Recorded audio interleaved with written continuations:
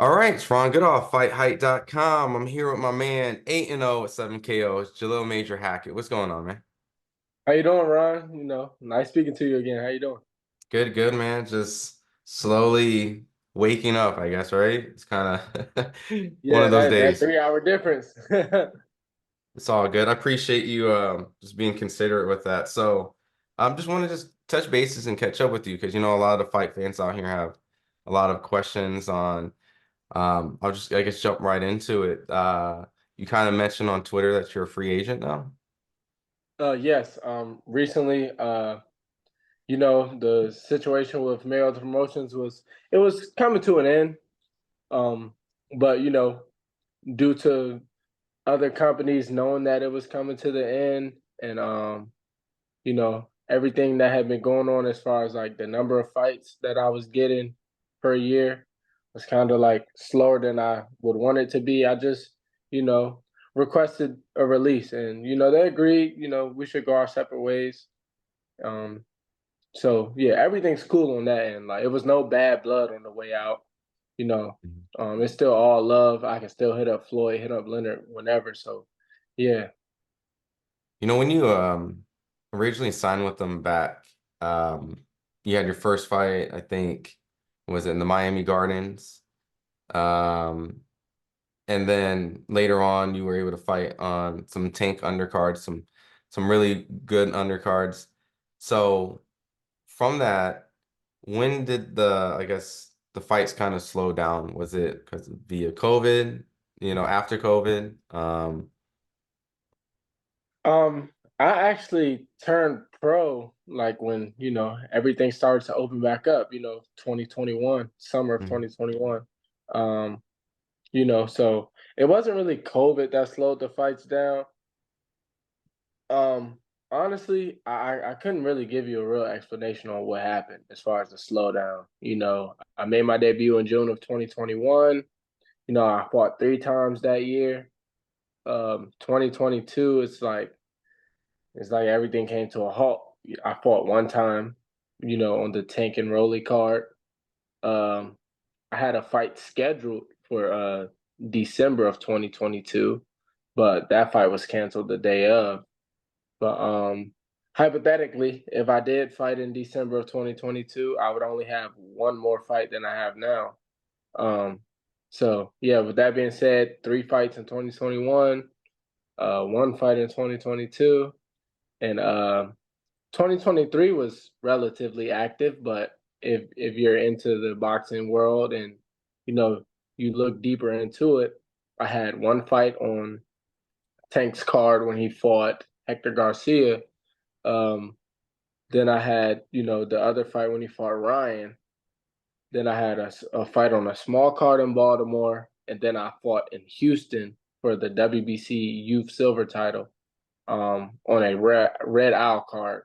All four of those fights I got either on my own or through, my relationship with Coach Calvin Ford and Gervonta. So yeah, like that was because everything was very, very slow on the Mayweather promotion side. Like I wasn't and slow, I don't think I could call it slow because slow is like, you know, we got a fight for you, but we only got one fight. It was like no fights being offered to me. So yeah, I had to progress my career, and I appreciate them because anytime I reached out to them asking like, well, since you guys don't have a fight, can I fight on this card? They never ever said anything like, no, you can't fight. So I'm very appreciative of them for being flexible with me throughout that time. You know, um, Most splits tend to be like very controversial, right? Usually out in the open, there's usually a side that voices their opinion in a displeasing way. And it seems like you guys kind of understood that in this situation, that you had certain goals and they've essentially like, hey, it's perfectly fine. There's nothing wrong with it. Um, is that kind of just kind of in a short form, like that's just kind of what happened? Just like, hey. Yeah, I can honestly say, after reflecting, because initially, like you said, when emotions were high, a lot of things were said, publicly. But, and a lot of the stuff I said was correct. And it was factual, but it's not about what you say, it's how you say it nowadays. So yeah, looking back on it, I just feel like I had outgrown the situation. I Mhm. felt like I couldn't further my career at Mayweather Promotions how I wanted to further it. So that's why I decided to, request a release and, you know, try and further my career elsewhere. You know, when you're in a situation where I guess for many young fighters, they grew up watching and idolizing Floyd, the biggest boxer in the world, who understands and moves according to what they want to do. And sometimes those decisions are really tough because Floyd was signed with Top Rank, and then essentially he went off and did his own thing, even though it was Hall of Fame promoter Bob Arum promoted all the big guys from Sugar Ray Leonard and Ali. Do you feel a little bit like that as well? Like in a situation where it seems ideal, but the best thing for you is to actually go and grow on your own and kind of essentially make a step away decision that works out best for you. And because I think I've heard something a little bit like that. I think you did in a Twitter space mentioning something similar. Yes, yes. I actually did mention something very, very, very similar on Remy's Twitter space for all you boxer fans who are familiar with Remy. Shout out to Remy. Um, but yes, the situation is more of a, as since a kid, I always looked up to Floyd. Like he's all time great. And when I signed to him, it was a dream come true. Uh, it's like a kid that looks up to LeBron James his whole life, and then he gets to the NBA and he gets to play on LeBron's team. Like it was a dream come true. But then as my career went on, I realized that in order to grow, I would have to grow somewhere else. So, it's kind of like I feel like it's a similar situation with, when Floyd was with Bob, and then, he made that transition from, Pretty Boy Floyd that was with Bob to, he turned into Money Mayweather, when he left Bob. So right now I feel like this is just like a transition phase. It's coming early in my career. And later on down the line I may have another transition phase, or I guess I would call it like a evolution phase, you know, where things change and I'll have to change and adapt with my situation.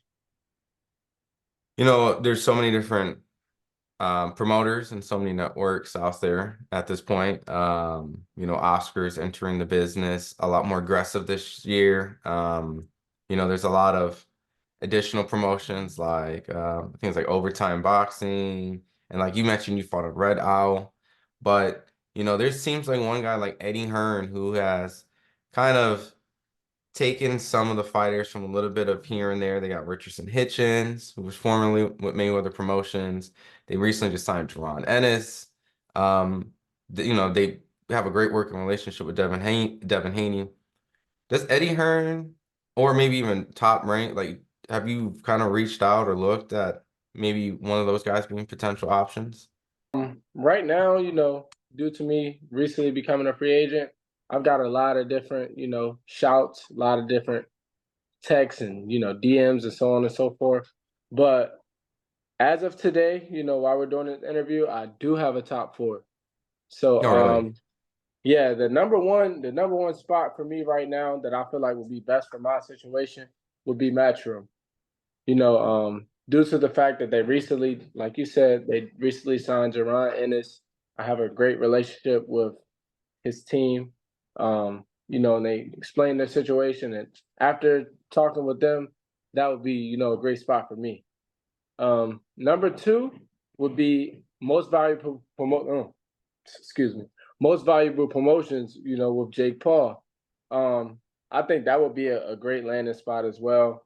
I have a great, great, great relationship with one of Jake Paul's trainers, Jalen Love, and he explained how they do things over there, and I see how they do things. With the way they compensate their fighters, and I just think that that would be a great spot. Um, the third one would be actually a place where people actually thought I was for a while. With Gervonta Davidson, GTD Promotions. Mhm. Uh, that has been a long, long lasting relationship far before the pros. Um, and I really think under the tutelage of Kenny Calvin and Gervonta, I can further my career much more. Um, and lastly, I've had a lot of different managers of individual athletes reach out to me. So sitting down and discussing with one of them and seeing how they can move me, um, that'll be good as well. So yeah, those are the top four right now. There's plenty of other options. No, those four spots are not the final four, but yeah, those are my top four right now prior to meeting and really sitting and discussing numbers with anyone. With those list of guys, I mean the promotions, like the Jake Paul one's definitely like, dang, Jake Paul is really entering boxing, right? He's really like really bringing so I guess when it comes to I guess speaking for like the fans and everything, it's like ultimately at the end of the day, you're a highly skilled, touted prospect turn into contender. I mean, you picked up what do you say, the WBC youth belt. So one of these guys have to be able to get you to a world championship fight, and the landscape is changing with a lot of names and stuff like that. So ultimately, do you see yourself when you sign with one of these guys becoming a world champion within a year or two, or Definitely see it happening within the next 18 months. Mhm. Like the main goal really, like right now, it's about who presents the best opportunity to progress and move up in them rankings and get the title shots. There may be a guy who can get you the money, but he can't get you the opportunity. No. Or maybe a guy who can get you the opportunity but with no money. There may even be a guy that can get you all the way to the top, but he can't get you the actual title fight. So Hmm. right now, I'm just looking for the best opportunity as a whole, and we'll just move forward from there. Because no situation will be perfect, but Hmm. we're looking for the best one, and then I'll just focus on putting my best foot forward in the ring, and let my team handle the rest. I know there's been like in the past a lot of back and forth between Gervonta with the promotional situations, how he felt. Without going into details and conversations, when you were kind of going through your decision on going on your own, were you able to speak with Tank and Coach Calvin, who, without revealing that conversation, but just kind of seek some sort of comfort, I guess, because of the same relations and people that you both have worked with? Yeah. I actually spoke with a lot of different people. I got a Hmm. lot of different opinions. With Coach Kenny, Coach Calvin, Gervonta, a few other fighters even, giving me their opinion on what I should do next. And ultimately the consistent answer was do what you feel is best, Hmm. because at the end of the day, you have to live with the decision. And ultimately I did do what I felt was best. And I feel like it was the best decision to make. Hmm. When you're in this point of boxing, right? Do you start to understand and feel more that boxing is more of a business than a sport? And I know that in the amateurs when you came up, you just fought. You just signed up, you went, your work spoke for itself. You showed up here, they lined you up depending on the rankings and the seed, and then you just did your thing. And then volume constantly showed that you were one of the top, amateurs coming out of the sport. Do you feel now because of here that now it's more like this is all business at the end of the day, and it's no personal feelings, but is that hard because because you've invested so much time in the sport of boxing, personally invested into it, your emotions were able to be validated, like I am the best, and now regardless of what you physically can do in the ring, that doesn't really dictate what happens into the sport. Yeah, I'm definitely learning, and I feel like I learned that, not too long ago, that boxing is definitely a business. It's definitely a business first, and it's more business than sport. If you ask me, it's not a huge difference, but I say it's 60% business, 40% sport. So, Hmm. I'm learning that, and along with learning that is I just have to adapt. This is something that I really want to do, which it is. You got to adapt so you can, continue to grow. with the game. So And my last set of questions on this is obviously it's a tricky situation, right? It's a mutual thing, right? You've grown to admire the fighters that the fighter that you have watched throughout, and you signed to the fighter. And so because you have a high appreciation for being able to work and build, earlier in your career with them, it's almost bittersweet, right? You kind of want to start and finish with the person who got you in, but certain things don't align for what you need right now. Do you potentially see yourself in the future working with them again at some point when it comes to, I guess, boxing? yes, like I said earlier, we didn't leave on a bad note, so I can always come back. You know, Mhm. it was no Mayweather bashing. Like I had seen something where someone's like, "Yeah, Jalil Hackett's leaving Floyd because Floyd is broke." Like, no, Floyd's a lot of things, but broke ain't one of them. So, yeah, it was a situation where like I left because I feel like I could better my career elsewhere. And if we're being realistic, my contract was up in June, you know.